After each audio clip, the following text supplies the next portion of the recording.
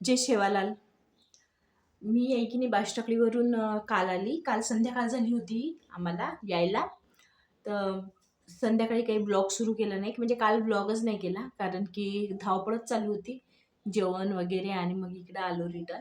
आम्ही नांदुऱ्याला थांबलो होतो, तिथे थोडंसं शूट केलेलं आहे, तिथं ब्लॉगिंग चालू केली होती. ते तुम्हाला शेवटी मी दाखवेल तिथलचं. आता सध्या भरपूर कामं आहेत माझ्याकडे करायला, कारण की 2-3 दिवस आता मी घरीच नव्हती, तर त्याच्यामुळे खूप पसारा पडलेला आहे घरात. भांडे वगैरे, हे इकडचा पसारा तुम्हाला दाखवते मी. पसारा कसा पडलेला आहे का, हा पसारा. तो पसारा मला उचलावं लागतं आहे, आता उचलायचं आहे. ते बॅगमधला पूर्ण कपडे भरलेले आहेत, ते पूर्ण जमा करते आणि कपाटात लावते. आणि त्या साड्या वगैरे आहेत, ते आता नंतर एक बॅग आणून त्याच्यामध्ये टाकते मी. तर ठीक आहे, मी तुमच्यासोबत शेअर करते माझी आज घरातली कामं. पसारा आवरायला घेतला मी, पटपट आवरला सर्व. मला हे कपडे वगैरे उचलायलाच 3 वाजलेत, घरातली कामं करायला पूर्ण नाही झाली होती, फक्त पसारा तिथला बेडरूम क्लीन केलं होतं बस. आणि तेवढ्यात अंशुवीरा पण आले होते. 3 वाजेपर्यंत मला कामं पुरले. काल नांदुऱ्याला गेलो, म्हणजे येता नांदुऱ्याला लागतो आम्हाला, आतमध्ये गेलो होतो. आणि तिथे मंदिर आहे याचं, हनुमानाचं. तर ते मी तुम्हाला दाखवते नंतर, थोड्या वेळानंतर. आणि छान मंदिर आहे तिथे.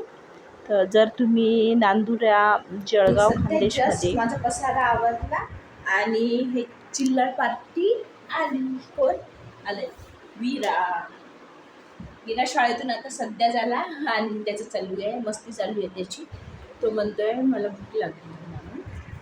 त्याला भूक लागलेली आहे आणि त्याची फरमाईश आहे. काय फरमाईश आहे विरा तुझी? पनीरची भाजी. काय फरमाईश? पनीरची भाजी. असं का? आता त्याला पनीरची भाजी पाहिजे. आणि पनीरची भाजी तर मी सध्या काही बनवू शकत नाही, पोळ्या आहेत ते, आता तेच तो खाईल. पनीरची भाजी उद्या बनवेल, आता सध्या तर नाही. तेव्हा सांगत होती ना मी की नांदुऱ्याला मी थांबलो होतो म्हणून. हेच ते मंदिर आहे. या मंदिरात खूप छान आणि सुंदर मंदिर बांधलेलं आहे. आता एवढ्यातच बांधलं गेलं ते, म्हणजे काही जास्त वर्ष नाही झाले त्याला. आधी फक्त हनुमानाचा उभा होता, 115 फूट काहीतरी हनुमान आहे तो.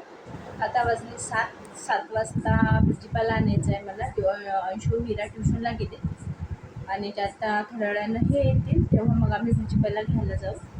भाजीपाला घेऊन येते आणि मग स्वयंपाक करते, कारण की घरात भाजीपाला बिलकुल नाही आहे. गावावरून कालच आलो, त्यामुळे भाजीपाला संपलेला आहे पूर्ण. आज जाते आणि पटकन क्विकली भाजीपाला घेऊन येते. आम्ही थोडं किराणा पण आणला, आणि किराणा पण घेऊन आली मी. किराणा पण घेऊन आलो आम्ही, आणि थोडं सामान कमी होता त्याच्यामुळे घेऊन आलो. आणि भाजीपाला पण घेऊन आली. पटपट स्वयंपाक केला तिकडून येऊन. काही नाही, छानपैकी बेसन केला आणि 2 भाकऱ्या टाकल्या. पोळ्या होत्या बाकी, तर ते अंशू आणि वीरांनी पोळ्या खाल्ल्या, यांनी पण पोळ्या खाल्ल्या. आणि मी भाकर माझ्यासाठी बनवली होती, म्हणजे एक्स्ट्रा बनवली होती. 2 भाकरी बनवल्या होत्या. तुमच्यासोबत भाजी रेसिपी शेअर करते मी. आधी तेल टाकलं, जिरं मोहरी टाकून दिली, कांदा कापून टाकला त्याच्यात, आणि हिरवी मिरचीचा ठेचा, हिरवी मिरची आणि लसण ते वाटून घेतलं आणि ते टाकलं त्याच्यात. आणि मग टाकलं टमॅटो आणि तोपर्यंत बेसन एका साईडनं पाण्यामध्ये घोळून घेते मी. आणि मग नंतर ते टमॅटो मॅश झाल्यावर त्याच्यात बेसनचं पाणी टाकलं, बेसन टाकलं त्याच्यात. म्हणजे मी बेसनच पाण्यामध्ये मिक्स करून घेते आणि मग ते पाणी टाकते. आणि मग वाफेवर होऊ दिले. इकडे भाकरी टाकल्या, भाकरी केल्या, आणि माझ्या पटापट भाकरी झाल्या. आमचं छान जेवण झालं. आणि संध्याकाळी जेवण झाल्यावर थोडं फिरायला गेलो बाहेर, आणि पटापट सर्व कामं आवरून घेतले. आता माझे रात्रीचे सर्व कामं झाले. ओके बाय, भेटू नेक्स्ट ब्लॉग.